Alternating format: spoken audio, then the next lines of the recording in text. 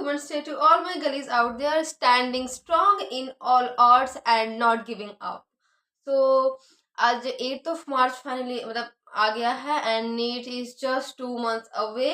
और बहुत दिन से मैंने वीडियो भी पोस्ट नहीं की, ऑलमोस्ट शायद 5-6 दिन हो चुके हैं, क्योंकि भाई मैं बहुत ज़्यादा आई डिप्रेशन में जा चुकी थी कुछ दिनों के लिए, मतलब कुछ देर के लिए, क्योंकि मैं फॉर्म भर के आई थी ऑलमोस्ट शायद 5 को मैंने फॉर्म भरा है। हाँ, 5 को मैंने फॉर्म भरा है, ठीक है।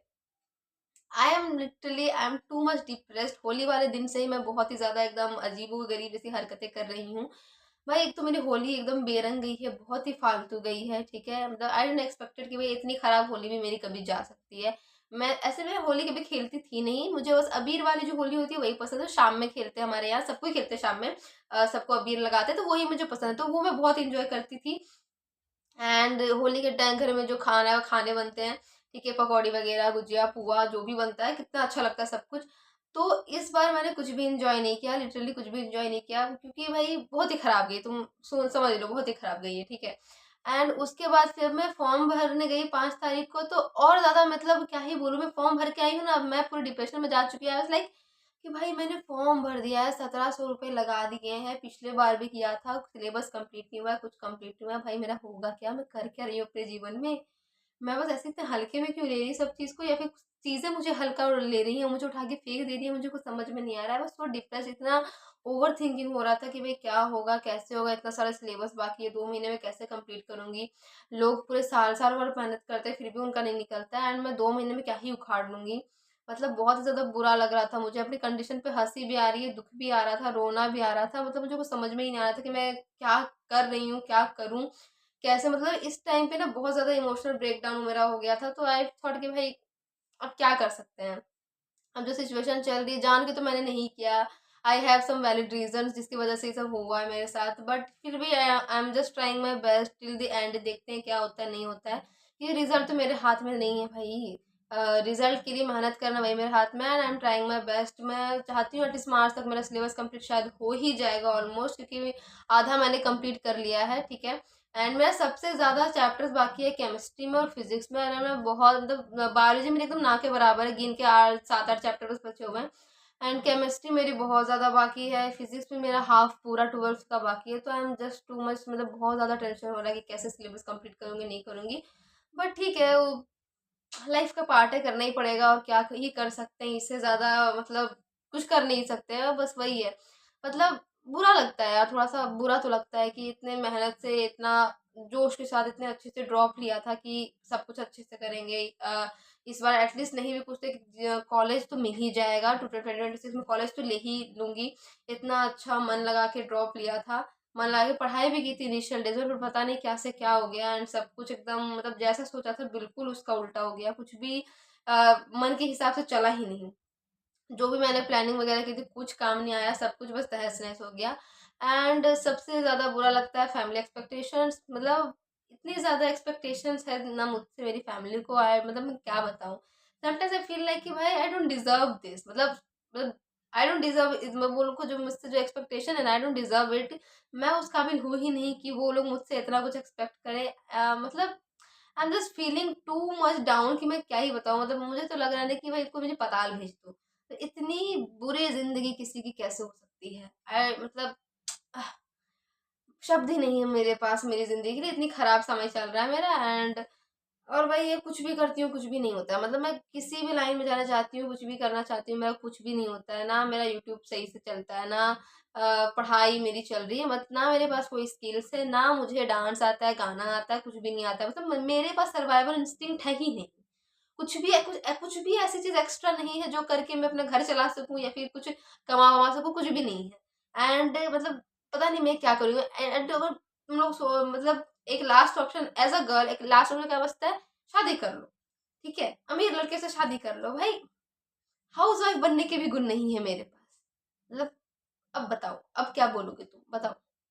मुझे खाना बनाने भी नहीं आता है, मुझे कुछ भी नहीं आता है, मुझे बस एक रोटी अच्छे से बना लेती हूँ मैं। चाय तो मैं तुम्हें चाय रोटी खिला दूंगी, ठीक है, तुम्हारा पेट भर जाएगा चाय रोटी में। बट मैं खुद चाय रोटी में किसी के साथ ना जाऊं तो कोई मेरे साथ ही क्यों रहेगा सिर्फ चाय रोटी के लिए। ठीक है ना। इतना स्टैंडर्ड तो मेरा भी गिरा हुआ नहीं है कि मैं चाय रोटी के लिए पूरी ज़िंदगी बिता दूँ, नहीं भाई नहीं, वो तो नहीं होगा मुझसे। तो मैं हाउसवाइफ़ बनने लायक भी नहीं हूँ, तो एट इन द शॉर्ट मुझे मर जाना चाहिए, लिटरली। इस शॉर्ट में मुझे यही आंसर दिख रहा है, भाई मुझे मर जाना चाहिए, क्योंकि ज़िंदगी जीने का तो कोई दिख नहीं रहा है। सर्वाइवल इंस्टिंक्ट तो मेरे पास है नहीं, जीने की कोई वजह बची नहीं है मेरे पास। एग्ज़ाम निकल नहीं रहे हैं, आता कुछ है नहीं, तो मर जाना ही बेस्ट ऑप्शन है। And I think I should die, but problem ये है कि मरने की भी हिम्मत नहीं है मुझे, मतलब मैं मरूँ कैसे? नहीं बताओ ना, मैं मरूँ कैसे? मुझे लगा कोई आ गया। हाँ, मैं मरूँगी भी कैसे? छत से कूद जाऊँगी, तो छत से कूदने के तुरंत बाद तुम नहीं मरोगे। मैं अपनी छत से गिर चुकी हूँ, ठीक है? बचपन में मैं छत से गिरी थी, ठीक है? एकदम सीमेंटेड फ्लोर में मैं गिरी हुई हूँ, तो मुझे कुछ नहीं हुआ।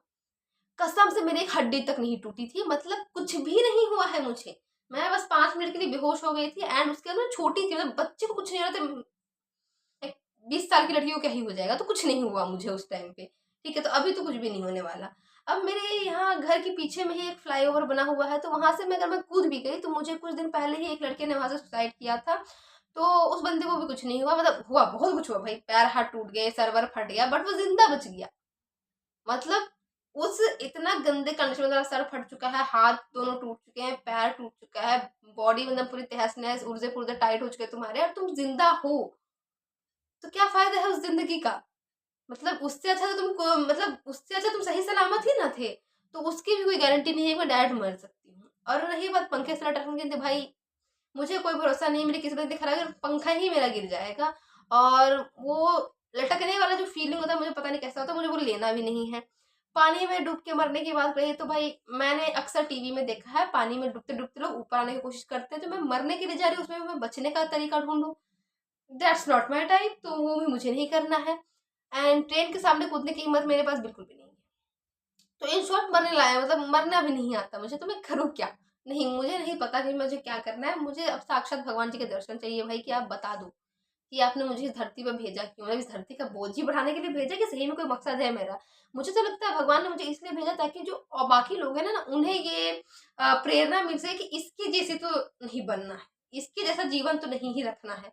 बस इसी प्रेरणा के लिए लगता है मुझे भगवान ने इस धरती पे भेजा। या तो पिछले जन्म में सतयुग में मैं कोई असुर रही होंगी, जिसके वजह से भगवान जी से लड़ाई वगैरह किया होगा मैंने, तो उन्होंने मुझे श्राप दिया होगा कि मैं तुझे कलयुग में इंसान बना के भेजूंगा, और तेरे अच्छे से ले लूंगा।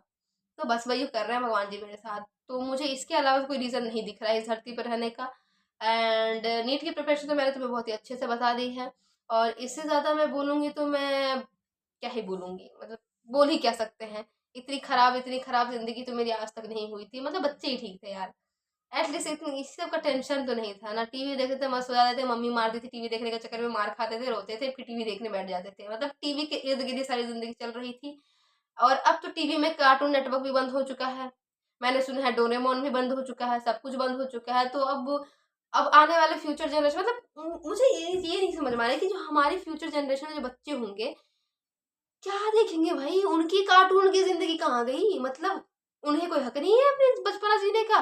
उनके हाथ में तो मोबाइल ही पकड़ाओगे? आई मीन वो क्या करेंगे? बेचारे को बचपन चला गया भाई, मतलब वो बचपन का प्यार मेरा भूल नहीं जाना रे, यही यही करेंगे सारे बच्चे, यही करेंगे। मुझे तो यही लग रहा है। ठीक है, हम अपना टॉपिक से भटक चुके हैं हम।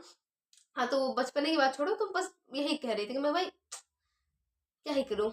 नहीं कुछ कर सकती, क्योंकि अब कुछ करने के लिए कुछ बचा ही नहीं है। अब जो होगा नीट ही करेगा मेरे साथ, एंड मुझे नहीं पता क्या होगा। एंड और वही बात है, कुछ कुछ सिलेबस कंप्लीट हुआ है, कुछ कुछ नहीं हुआ है, तो आई होप मार्च तक कंप्लीट हो जाएगा। एंड इससे ज़्यादा मैं क्या ही बोलूँ, क्योंकि मेरे पास बोलने के लिए भी कुछ नहीं है। बाकी ठीक है भाई, जैसे चल रही ज़िंदगी चले, अब इससे ज़्यादा क्या कर सकते हैं। बाकी तुम्हारी प्रिपरेशन कैसे चल रही है, let me know in the comment section. मुझे पता है तुम्हारी भी बहुत बुरी ही चल रही होगी। 100 में से सिर्फ 1% बच्चा होता है जिसका सही चल रहा होता है सब कुछ, एंड उस 1% में मैं तो आती ही नहीं हूँ, मैं तो हमेशा भेड़ चाल में ही जाती हूँ। तो yeah okay, that's it for today's video, meet you in the next video. And next video भी बहुत लेट से ही आने वाली है, क्योंकि मैं भी ज़्यादा पढ़ाई पे फोकस कर रही हूँ। And I think I will give a test, उसके बाद ही मैं आऊँगी। बाकी बाय।